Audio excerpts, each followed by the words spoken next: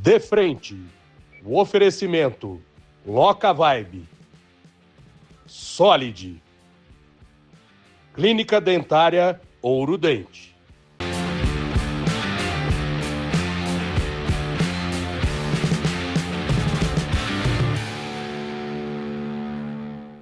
Olá, meus amigos e minhas amigas, esse é mais um programa De Frente comigo, Vicente da Atena, e com um convidado mais do que especial hoje. Segura aí que eu já volto depois do nosso recadinho especial. Todos os dias, milhares de brasileiros têm os seus sonhos interrompidos. A falta de crédito, o nome sujo e a burocracia tiram a chance de recomeçar. Quantas histórias ficam paradas porque conquistar uma moto parece impossível? Para muitos, trabalhar e sustentar a família depende desta oportunidade que nunca chega. A Loca Vibe nasceu para mudar essa realidade. Aqui não tem burocracia, não tem consulta ao nome, tem acesso rápido, simples e justo a uma moto de qualidade pronta para rodar. Hoje já são 4.000 motos rodando em cidades espalhadas por todo o Brasil. Loca Vibe. Mais do que alugar motos, nós abrimos caminhos para histórias de superação. Olha, minha gente, quando o assunto é confiança, proteção e credibilidade, a gente não brinca, não é verdade?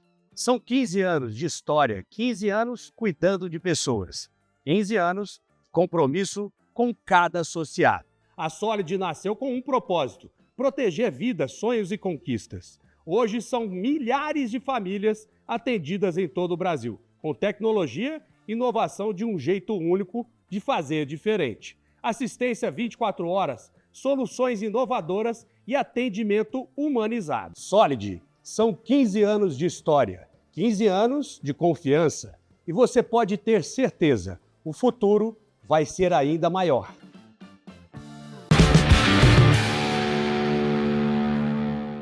Já estamos de volta ao nosso estúdio De Frente para você nesse domingão com um convidado especial de hoje. É esse que é um dos mais atuantes na política do nosso estado de Goiás, né? Ele que já é, na minha opinião, cotado para o próximo presidente da Assembleia, hein? Essa a minha opinião, né? Isso devido à atuação do nosso deputado Isiquinan Júnior. Seja muito bem-vindo, deputado. Nós vamos discutir hoje, é claro, muito sobre a atuação do deputado na Assembleia e também um pouco sobre a vida pessoal, que é o que a gente conversa muito aqui no nosso programa.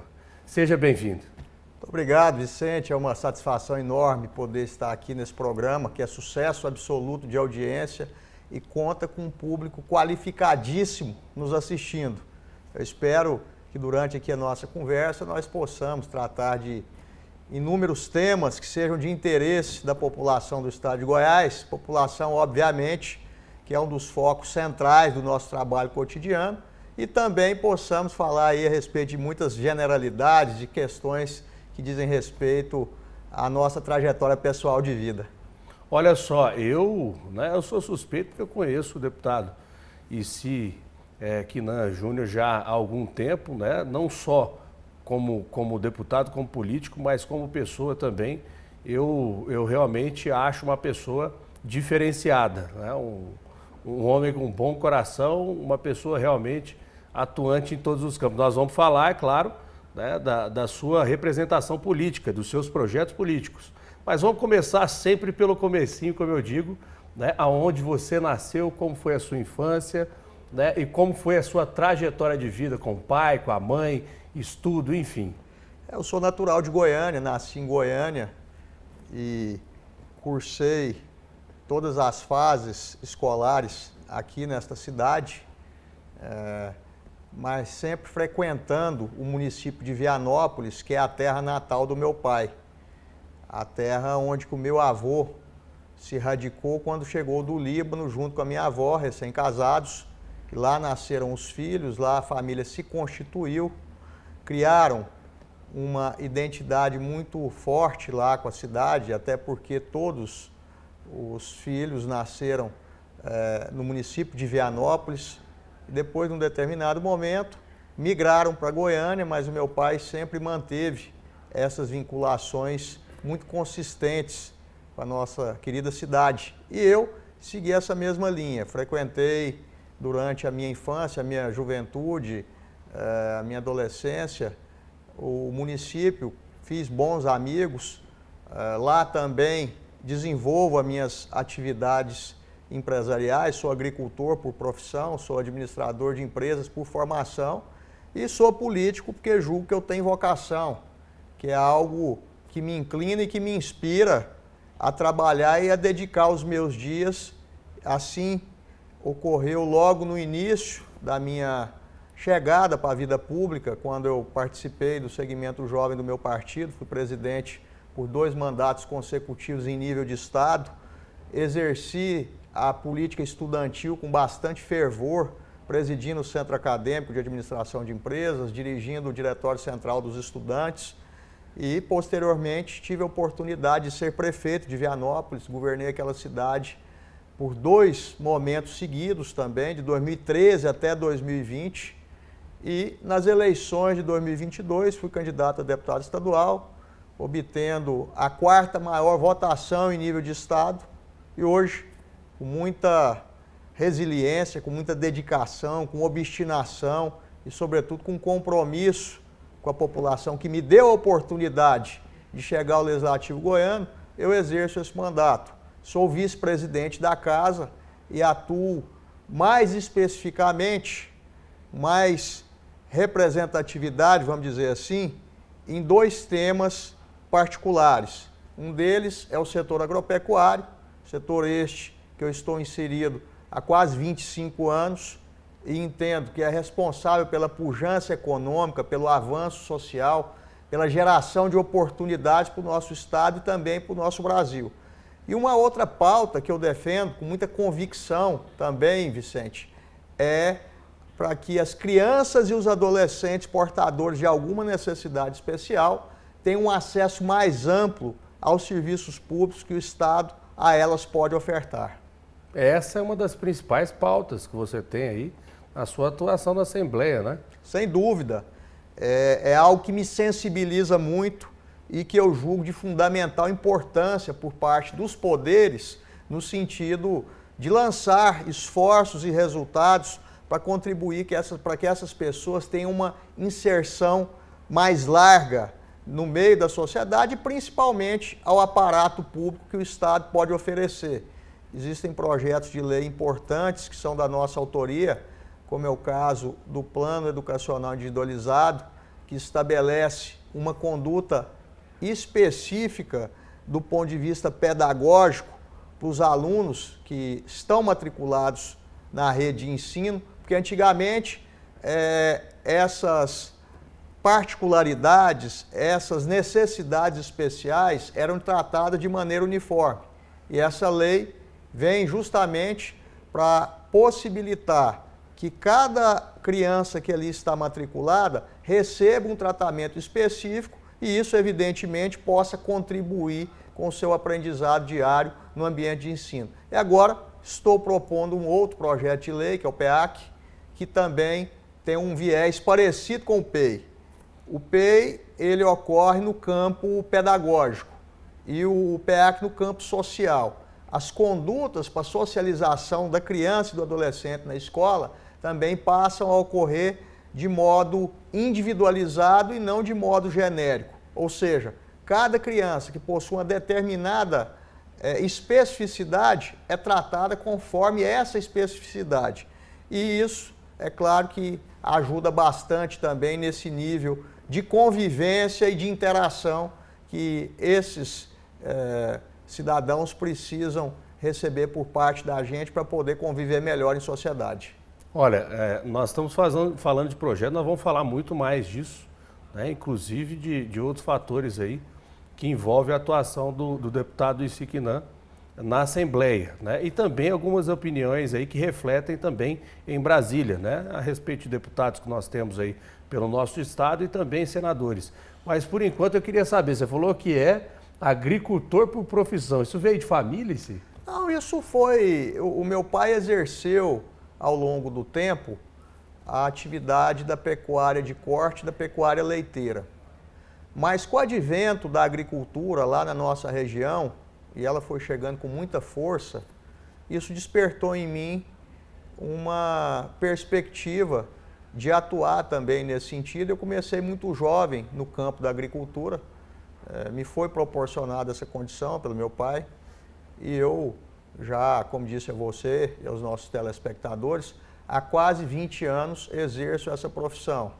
Depois que eu adentrei com mais força no campo político, obviamente que do ponto de vista físico eu estou um pouco distante dos meus negócios, mas sempre acompanhando, sempre olhando com muito zelo, porque isso, afinal de contas, é o meio que eu tenho para viver e para subsistir a mim e a minha família. Eu não sou político por profissão. Como eu disse, faço político por vocação, por inclinação, por aptidão, mas tiro o meu sustento da atividade agropecuária que eu exerço já há muito tempo lá nas minhas propriedades rurais. O paizão que te ensinou tudo, é isso? Meu pai foi um grande espelho, um grande professor, um exemplo de vida para mim, alguém que me inspira até hoje, sobretudo no sentido de ser correto, de ser decente, de ter respeito com as pessoas e com as necessidades alheias.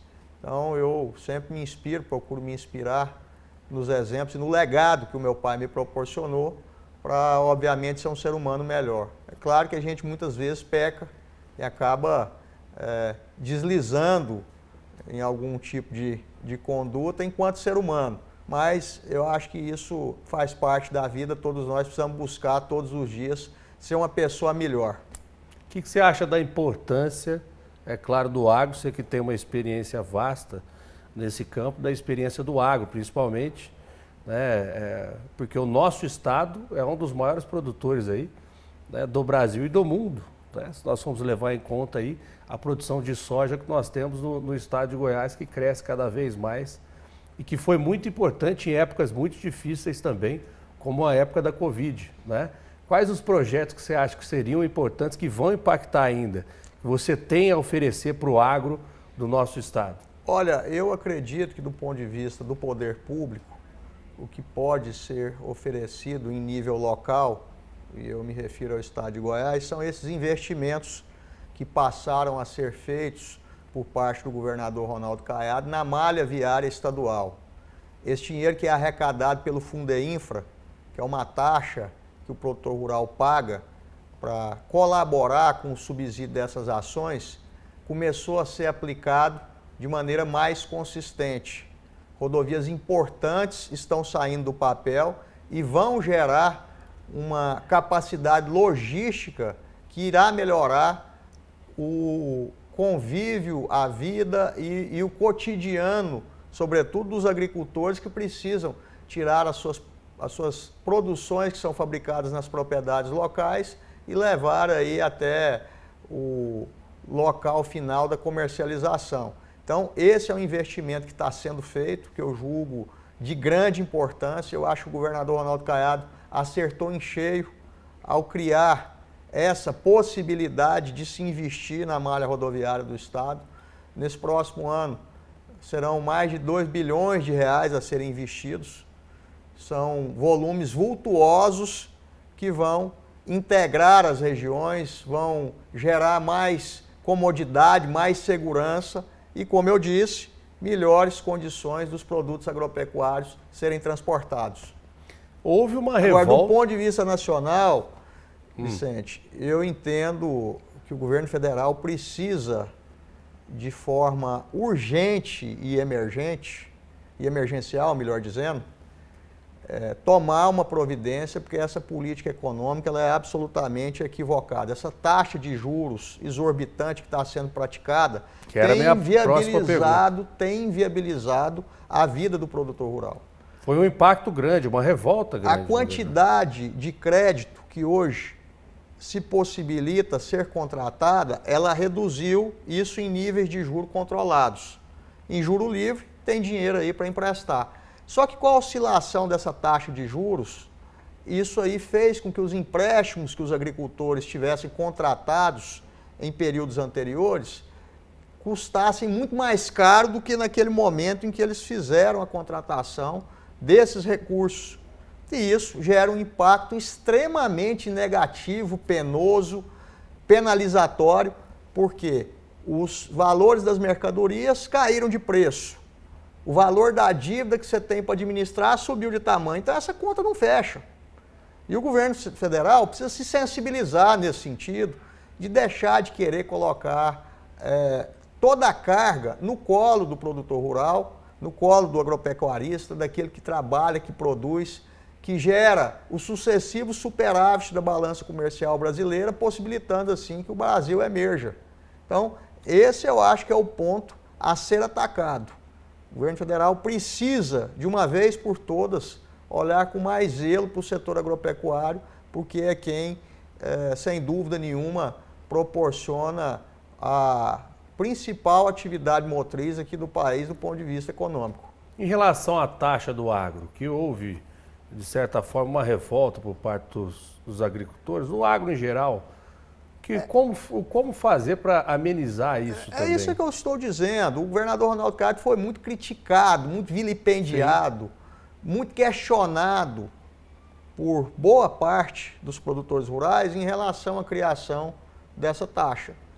Eu entendo que isso é episódio superado.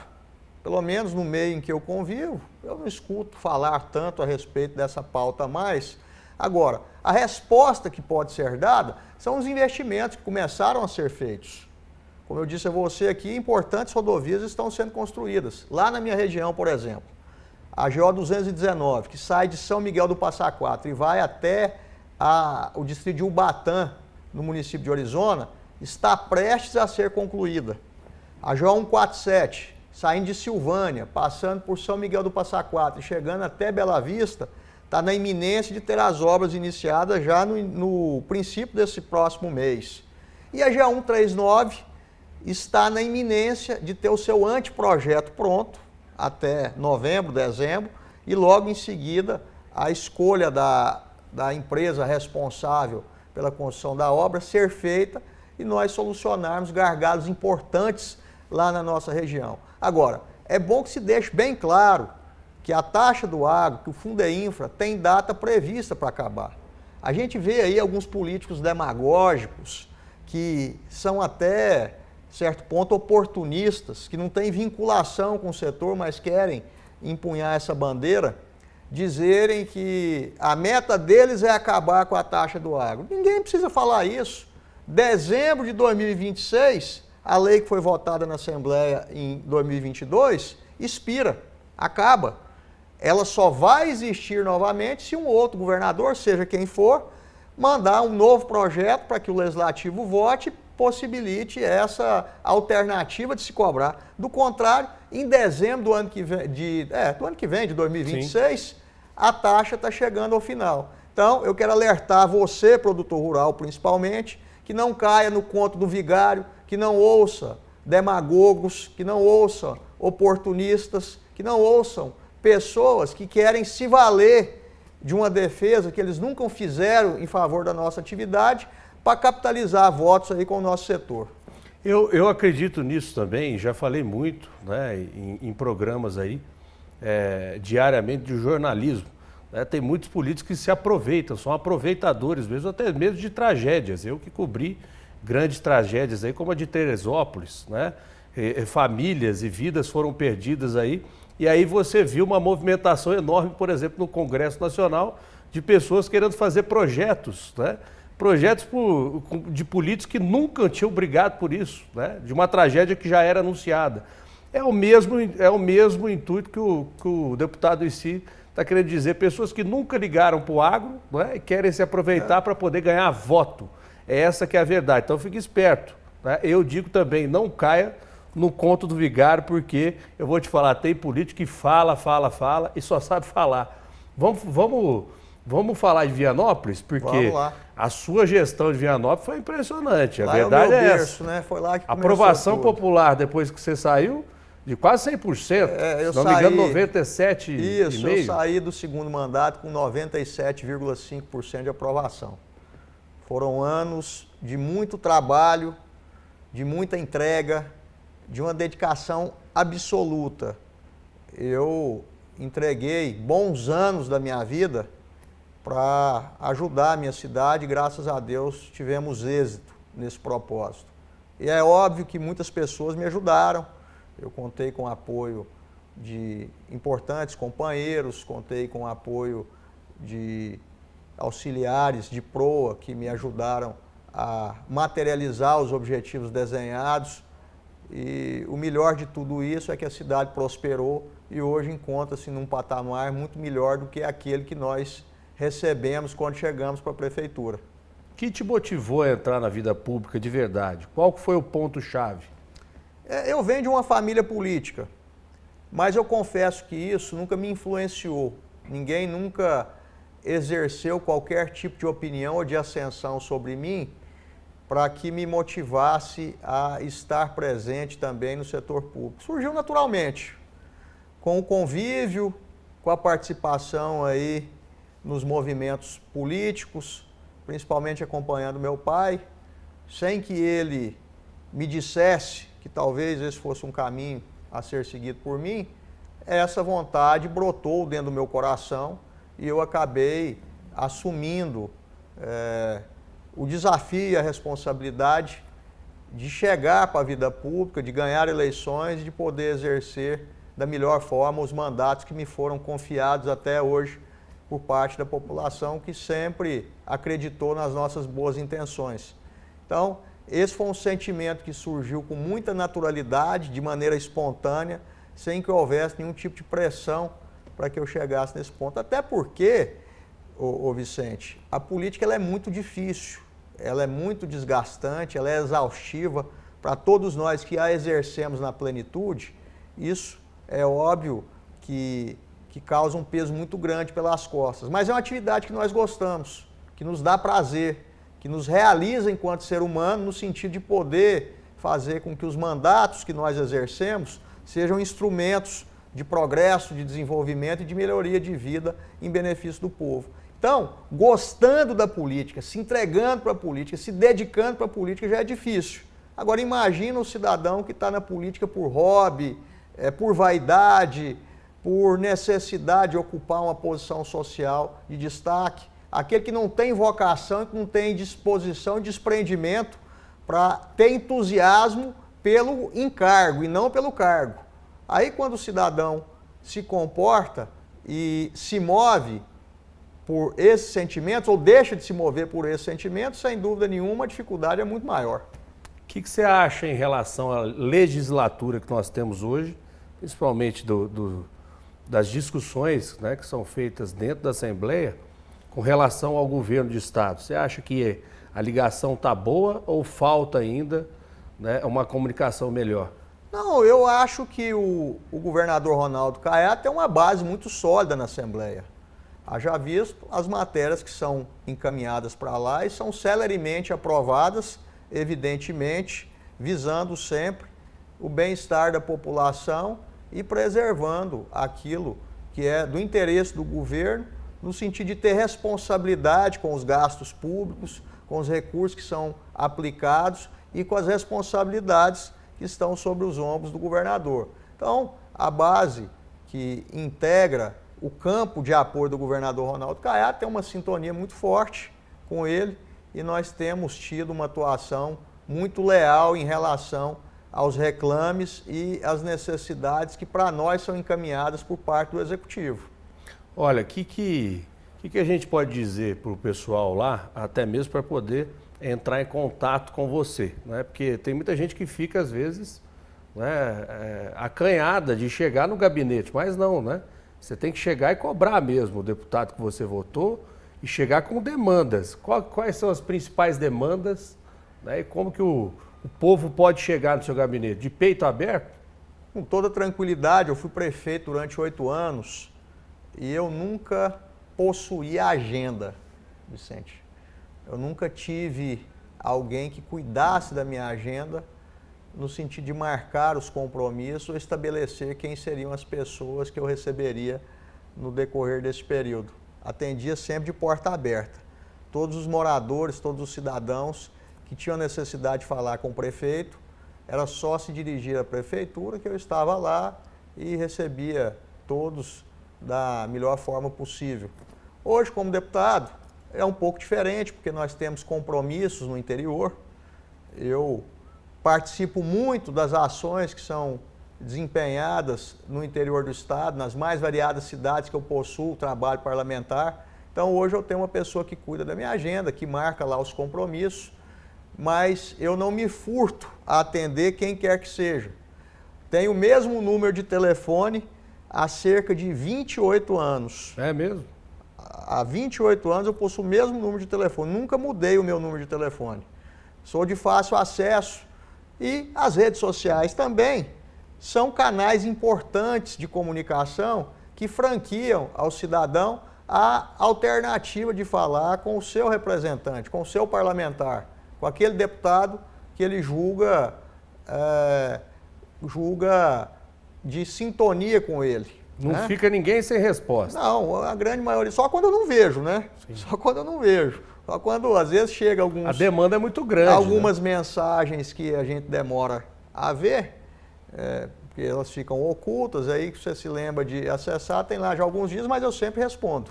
Quais são as maiores demandas que chegam lá? As principais. De toda a ordem, né? Infelizmente, as pessoas, às vezes, confundem um pouco a atividade do parlamentar e existem muitas procuras a respeito da resolução de questões pessoais, questão de emprego, questão de recursos para poder pagar algum tipo de despesa.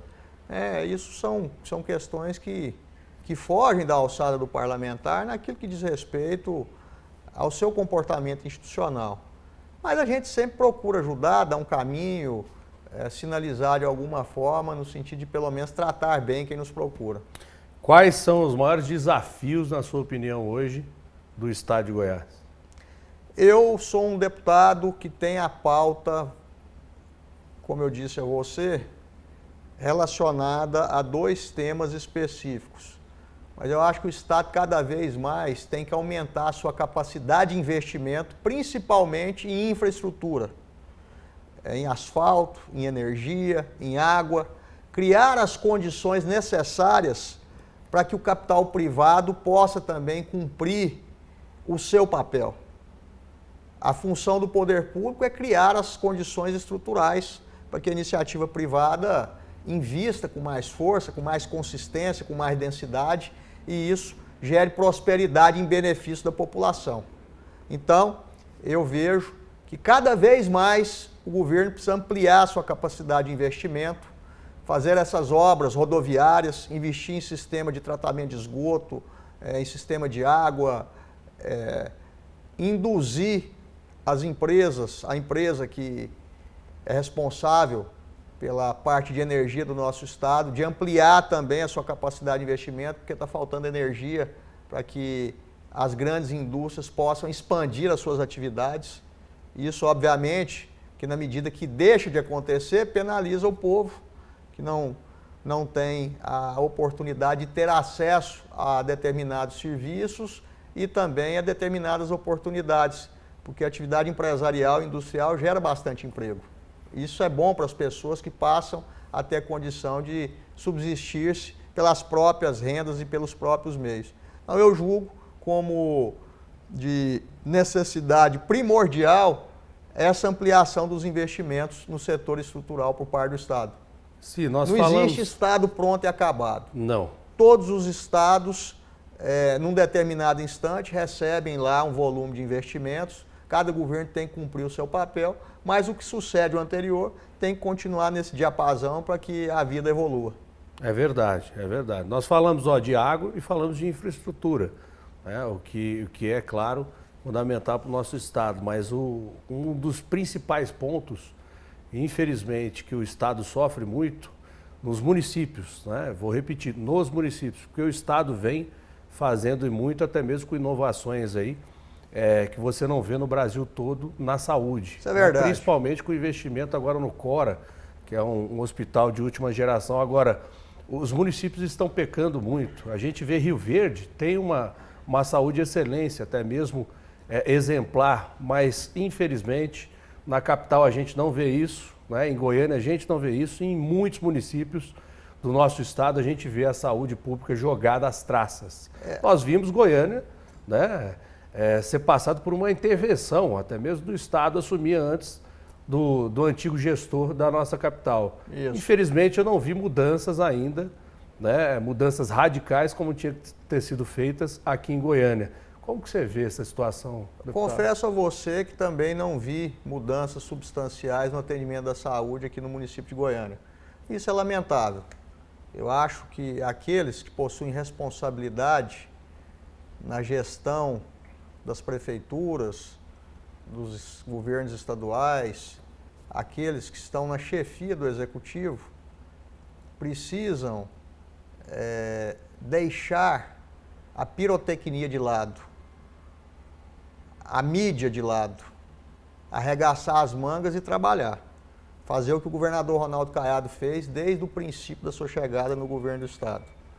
E prova disso é que a saúde nossa melhorou, principalmente com essa política de regionalização que ele implantou nas mais distintas regiões do estado de Goiás. As policlínicas, os hospitais que ele tirou do papel, esses investimentos que vieram para melhorar o atendimento da saúde aqui em nível de estado.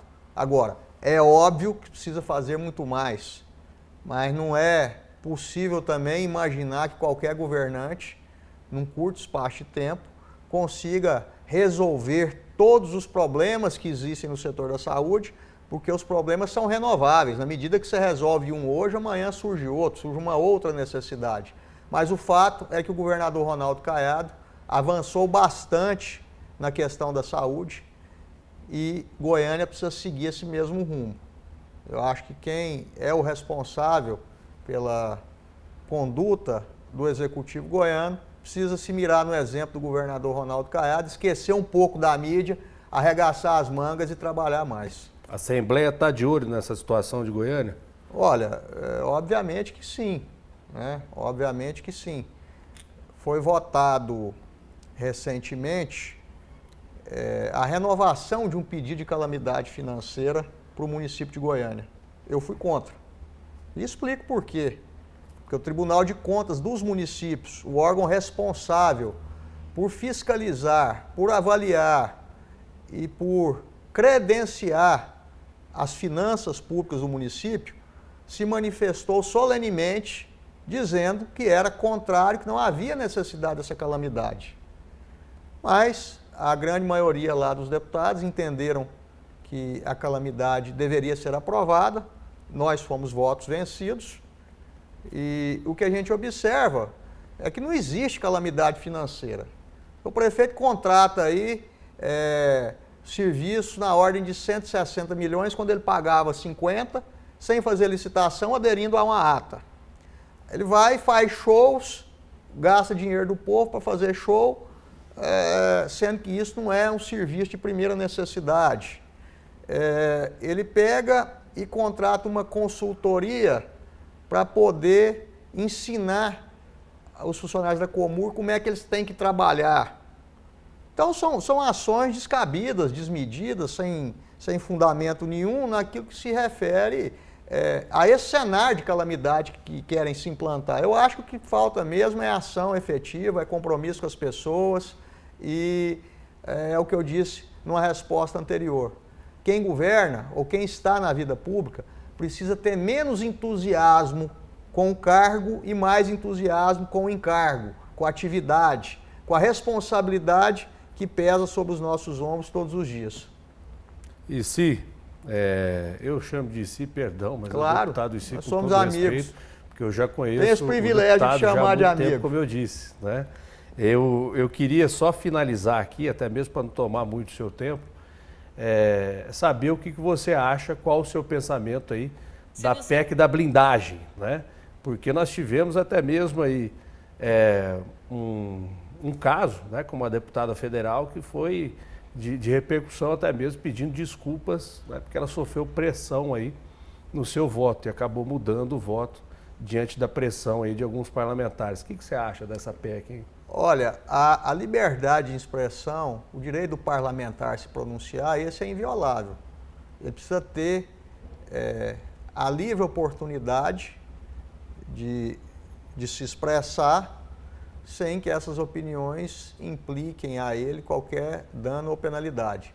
Agora, estabelecer uma PEC dos níveis que estão propondo se estabelecer, isso é um afronta ao cidadão de bem. Isso aí é tripudiar em cima das pessoas que prezam pela moralidade, pela decência, pela ética, pela correção. Foi falado aí recorrentemente, isso vai estimular o cidadão que é do crime organizado a entrar na política, porque ele está ali imune de qualquer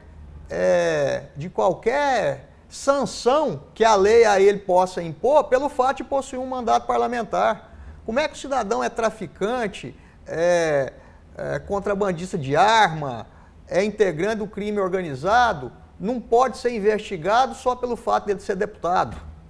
Isso é algo totalmente descabido, é algo que foge a qualquer nível de bom senso por parte de quem tem um mínimo de bom senso.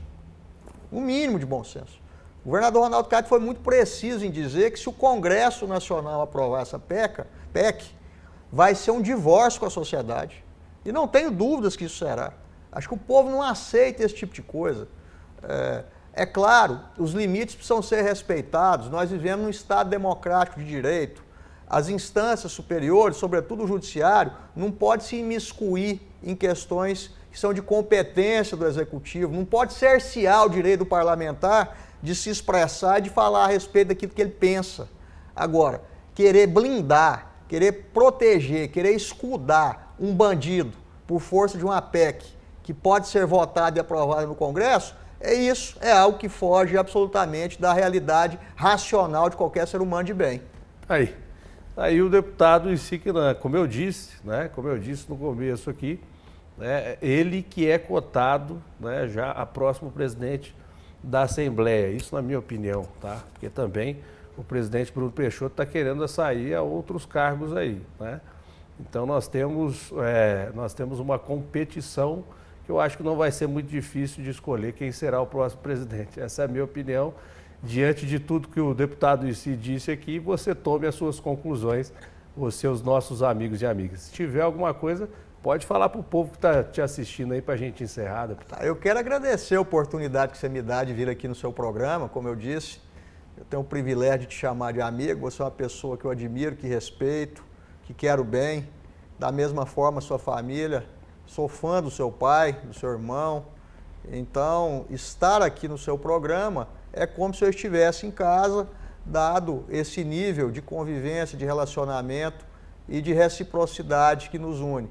Fico muito feliz de poder conversar com esse público qualificado que lhe assiste e espero poder voltar aqui mais vezes para a gente sempre fazer essa conversa franca, descontraída, mas principalmente falando a respeito daquilo que é de interesse do povo. Tá certo. E as portas estão sempre abertas, você pode ter certeza disso. Obrigado mais uma vez e a honra foi minha. Obrigado a todos vocês também, os nossos amigos e amigas aí.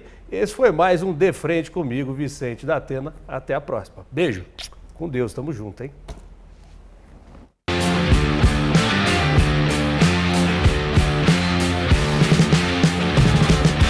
De Frente. Oferecimento. Loca Vibe. Solid. Clínica Dentária Ouro Dente.